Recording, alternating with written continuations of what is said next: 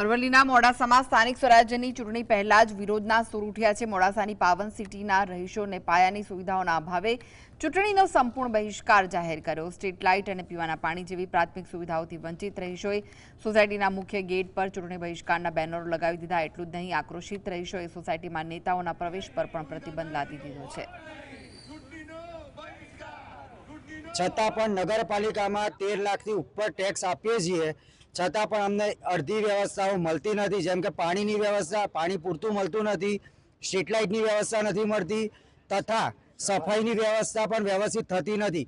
ઘણીવાર કમ્પ્લેનો કરવા છતાં બી અમને આ વ્યવસ્થાઓ મળતી નથી।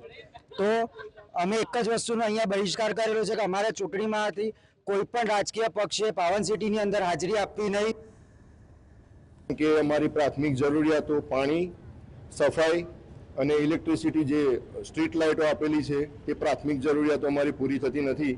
વારંવાર નગરપાલિકામાં રજૂઆત કરી હોવા છતાં, વારંવાર રજૂઆત બાદ સ્વાગત ફરિયાદ કરી હોવા છતાં પણ અમારો આ પ્રશ્ન સોલ્વ થતો નથી અને સોલ્યુશન ન થવાના કારણે અમે આ પગલું લીધેલું છે અને સૌ રહીશોની લાગણી અને માગણીને ધ્યાને રાખી અને અમે આ નગરપાલિકાની ચૂંટણીનો બહિષ્કાર કરેલો છે।